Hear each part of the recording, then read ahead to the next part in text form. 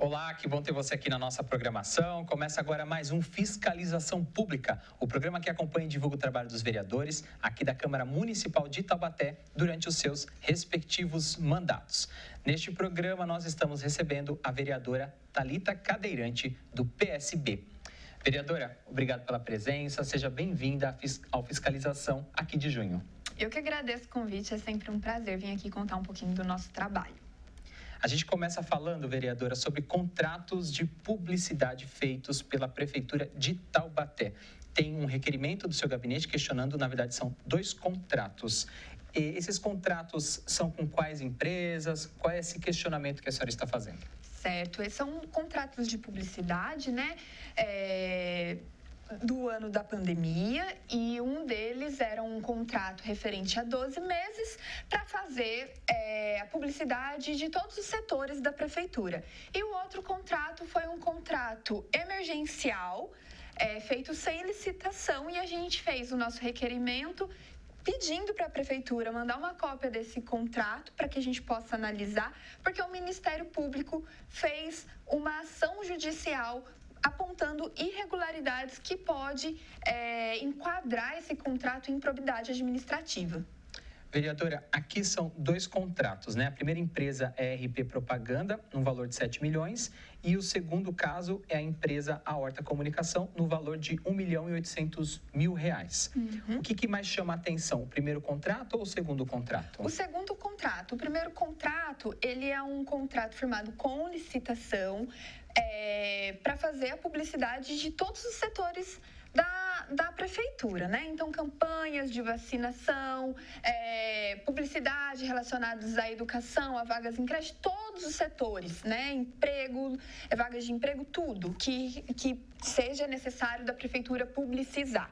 O outro contrato, ele existia uma brecha para ser feito de forma emergencial, que foi o período da pandemia, então os municípios estavam liberados de fazer esses contratos emergenciais para dar publicidade para as pessoas, os locais de vacinação, quantas pessoas estavam internadas, quantas estavam na UTI. Então, por conta da urgência do momento que a gente estava vivendo, os municípios podiam fazer esses contratos emergenciais. Só que existiam critérios para serem feitos esses contratos e a prefeitura não cumpriu esses critérios. É isso que o Ministério Público percebeu e fez a ação judicial.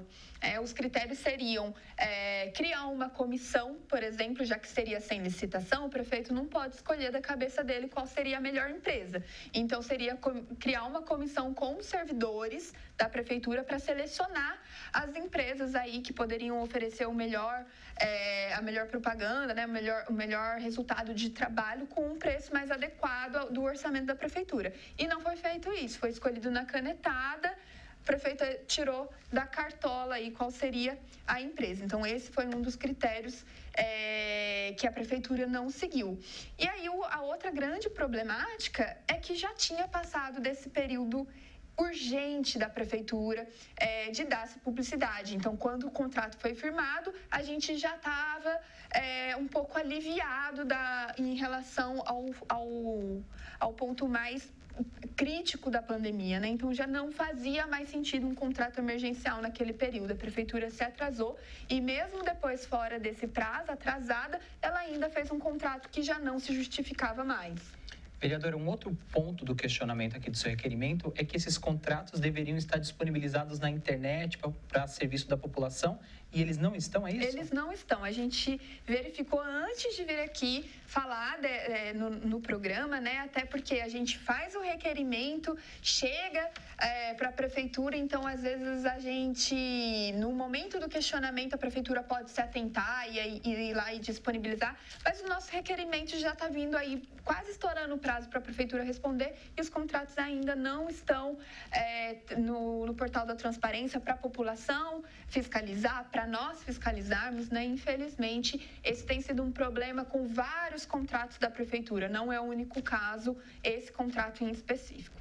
Sobre esses dois contratos, a gente vai continuar acompanhando esse caso. Quando a vereadora retornar aqui ao programa, a gente dá respostas e devolutivas sobre essa situação. Agora a gente vai falar de um outro contrato referente ao transporte municipal. A empresa concessionária é a ABC Transportes. Segundo informações da Prefeitura, são 27 mil pessoas que utilizam o transporte público municipal por dia aqui na cidade de Taubaté, e a frota de ônibus é composta de 62 veículos. O contrato, vereadora, foi iniciado em 2009, deveria terminar em 2034, só vou corrigir aqui, acho que seria o ano que vem, né, 2024, e agora a Prefeitura acabou prorrogando esse contrato por mais 10 anos, e aí gerou questionamentos, né? Exato. No período de campanha do prefeito, ele afirmou, né, que a empresa ABC Transportes não fornecia um bom serviço para a população. Isso estava previsto tanto no plano de governo do prefeito, quanto existiam vídeos de campanha do prefeito e da sua vice nos pontos de ônibus com a população, questionando a população sobre o transporte público. E um dos pontos fortes das propagandas do prefeito, das promessas do prefeito, foi de fiscalizar os contratos e reincidir aqueles que não estavam cumprindo, que não estavam oferecendo um serviço de qualidade. Essa foi uma promessa de campanha que não foi cumprida até agora com nenhum dos contratos. E a gente já vem falando de contrato aqui desde o nosso primeiro ano de mandato, quando a gente foi fiscalizar e viu que diversos contratos não estavam oferecendo o serviço que estava ali firmado. E aí a ABC Transporte é um serviço que a gente tem aqui na nossa cidade que é unânime. A gente sai na rua, fala com a população e a gente sabe que não é um serviço de qualidade. Para várias pessoas, né? Os trabalhadores, pessoas com deficiência, são vários os problemas dos ônibus aqui em Taubaté. É uma empresa que está há 40 anos na cidade e que há 40 anos a população vem reclamando. E aí o prefeito falou que reincidiria os contratos no caso de um serviço mal prestado, e o prefeito, para nossa surpresa, antecipou a prorrogação. Ele poderia esperar até o ano que vem, mas aí já fez a prorrogação esse ano. E a gente fez esse requerimento questionando a prefeitura o que motivou essa prorrogação antecipada e se existe uma pesquisa de satisfação da população, se alguma coisa mudou, porque a gente continua em contato com a população, né? Vereador é essa pessoa que é próxima da população mesmo, que está na comunidade, que está nos grupos, que está falando com as pessoas o tempo todo, é o representante mais próximo da população, e a gente continua ouvindo reclamações. No meu gabinete, não sei dos meus colegas, acredito que sim, mas no meu gabinete é semanal as reclamações em relação a ônibus. É ônibus que quebra, é ônibus que atrasa, é ônibus sem acessibilidade, é ônibus que muda a rota e não tem transparência em relação a isso. Então, a gente está questionando pelo requerimento se tem uma nova pesquisa e o cenário mudou, porque muito nos espanta essa prorrogação de contrato antecipada com uma empresa que presta um serviço como o da ABC. Vereadora, uma das justificativas da Prefeitura para essa renovação de contrato é que a própria empresa se comprometeu a renovar a frota, colocar estações de conexão. Esse sistema novo é chamado de TAU, né, que é Transporte Acessível Urbano, que é esse marketing que a empresa está fazendo. Mas a gente conversando com os munícipes, a principal reclamação é que esses ônibus, 20 novos ônibus que entraram, eles são novos, mas eles são menores. Então, isso também seria mais um problema, mais um agravante para todos esses problemas que a senhora já apontou aí sobre a insatisfação do taubatéano? Eu acho que a prática vai dizer, né, na experiência do dia a dia, mas ninguém melhor do que a pessoa que utiliza o transporte público para falar se vai prejudicar ou não. E se a gente já tem pessoas trazendo que isso irá prejudicar, a prefeitura deveria, no mínimo, né, o prefeito deveria, no mínimo, ter um diálogo com a população e, de fato, fazer essa pesquisa de satisfação ou um questionamento sobre esses novos ônibus, né, que não adianta comprar um ônibus novo, um ônibus bonito, um ônibus limpo e o ônibus quebrar, o ônibus continuar atrasando, né, que é uma das principais queixas. Ônibus que quebram e que a manutenção não é rápida e ônibus que atrasam muito para chegar no seu destino.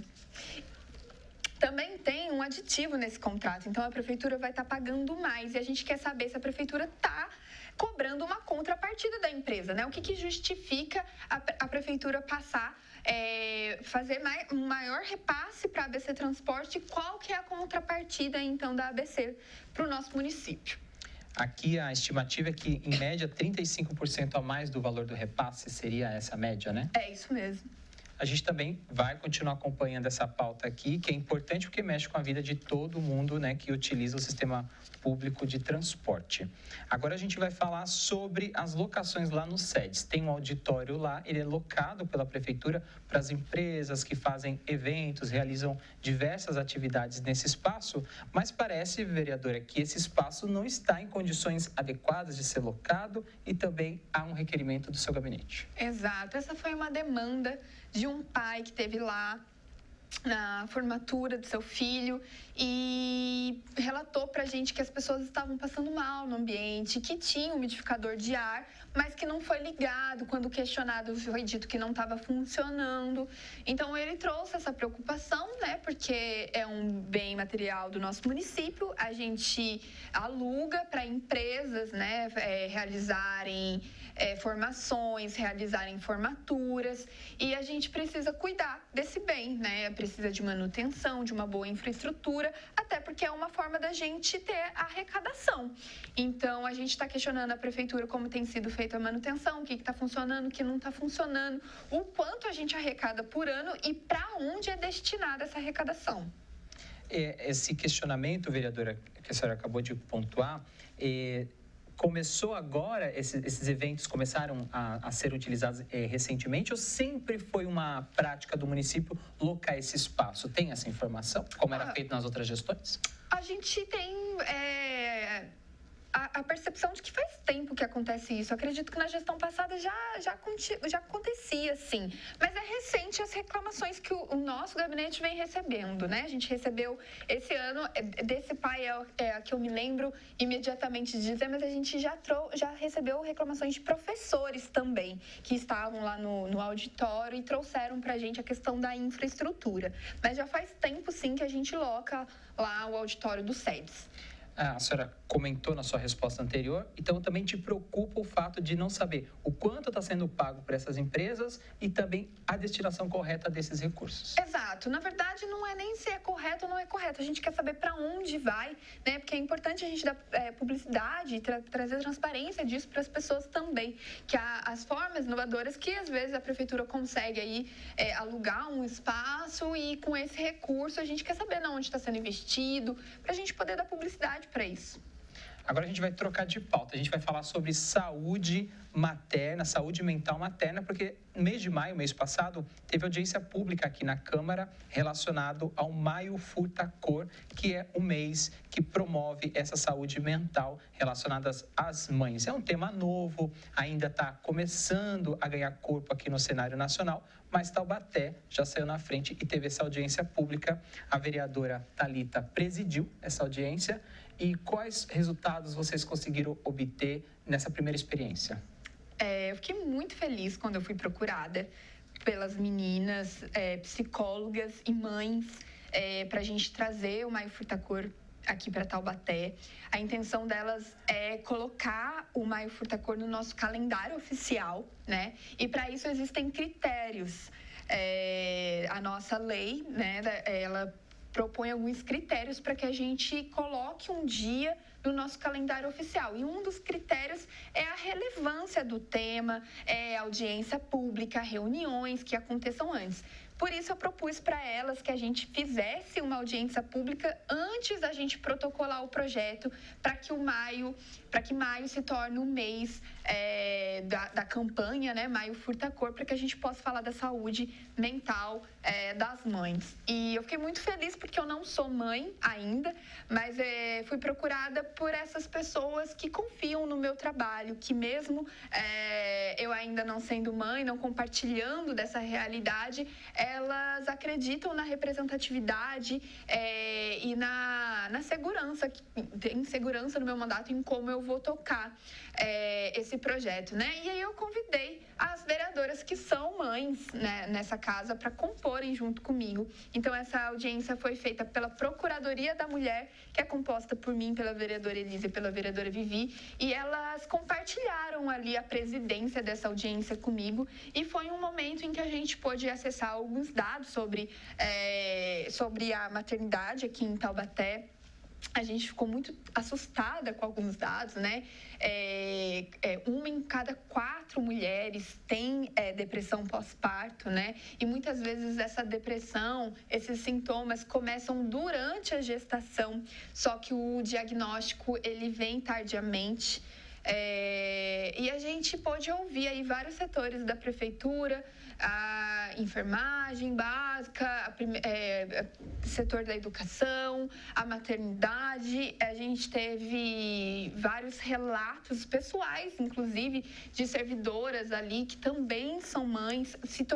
Acabou criando uma atmosfera de um espaço seguro em que as mães puderam ali naquela audiência também desabafar sobre a realidade, né? E mostrar pra gente qual é a maternidade sem ser uma maternidade cor-de-rosa, romantizada, porque existe a parte cruel, né? A parte social da maternidade, que não é uma questão só de quem é mãe, é uma questão de todos nós, né?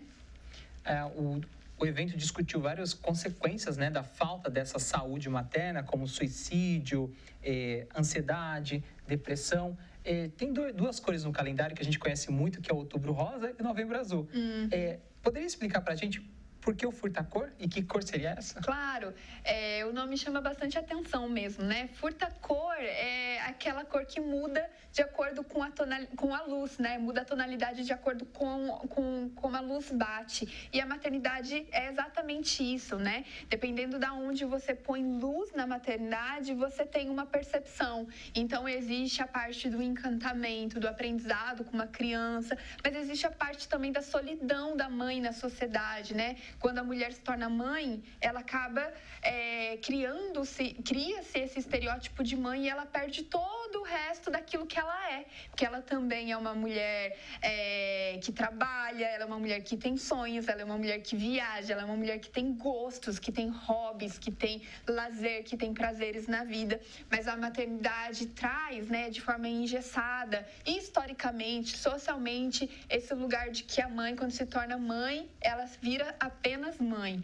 Então, dependente de onde a gente coloca luz, a gente pode ver uma tonalidade diferente da maternidade. A questão do emprego, existem um número assustador de mães solos. E aí, como que faz com um município como o nosso, que tem mais de 900 crianças na fila para creche? E a gente sequer tem previsão de acabar com essa fila, porque não foi criado nenhuma creche na gestão atual. A única creche que está prevista para ser criada é no ano que vem. A gente, por como tem sido administrado as obras na gestão do prefeito Saldi, a gente acredita, infelizmente, que essa obra não vai ser concretizada no ano que vem, e mesmo que seja concretizada, não vai dar conta dessas 900 crianças que estão, mais de 900 crianças que estão na fila da creche.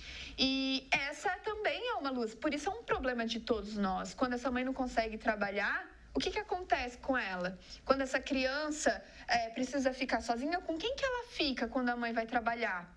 Né? Então, a gente uma questão, é uma luta de toda a sociedade. Vereadora, parabenizá-la pela iniciativa, esse pioneirismo e trazer para o cenário um debate tão importante, tirar esse glamour da visão de mãe, tirar esse romantismo que ainda existe sobre a figura materna. Parabéns. Viu? Obrigada. A gente vai falar agora de um outro assunto, infelizmente mais um assunto triste, né? O jogador Vinícius Júnior, do Real Madrid, foi vítima de racismo. O primeiro caso foi no ano de 2021. 3 casos aconteceram em 2022 e neste ano já foram 6 casos. Esse último caso foi o que ganhou mais repercussão e acabou saindo da Espanha e atingindo outros países, chegou até o Brasil, e também há uma moção de apelo do seu gabinete para que a Câmara dos Deputados e o Senado tomem providências em relação a esse caso. Exato. Aí você bem diz que são 3 casos que foram publicizados, né, de racismo com o Vini Júnior. E a gente fica imaginando quantos outros não tiveram publicidade e que ele sofreu mesmo assim. Então, a gente fez uma moção para que os deputados, que cabem aos deputados, né, pudessem acompanhar e cobrar das autoridades espanholas que aqueles que cometeram crime de racismo realmente fossem punidos aí de acordo com o rigor da lei. O momento da moção na sessão legislativa é um momento da gente colocar luz em questões políticas mesmo, né? E é importante a gente fazer essa relação município, estado, nação como um todo, né? Onde a gente consegue passear aí por temas que estão presentes em Taubaté, mas que estão presentes no Brasil todo. E o tema do racismo é algo que a gente vem trabalhando aqui no nosso município. Aí eu tenho um movimento do Fórum, né, de Igualdade Racial, que esse ano aconteceu o segundo Fórum de Igualdade Racial e que vem colocando luz nesse tema e pedindo apoio da Câmara Municipal para que a gente possa ter mais ferramentas de combate ao racismo aqui no nosso município. É importante, como eu falei no dia da sessão legislativa e quero repetir aqui novamente, de que a gente entenda que o nosso país é um país racista, né?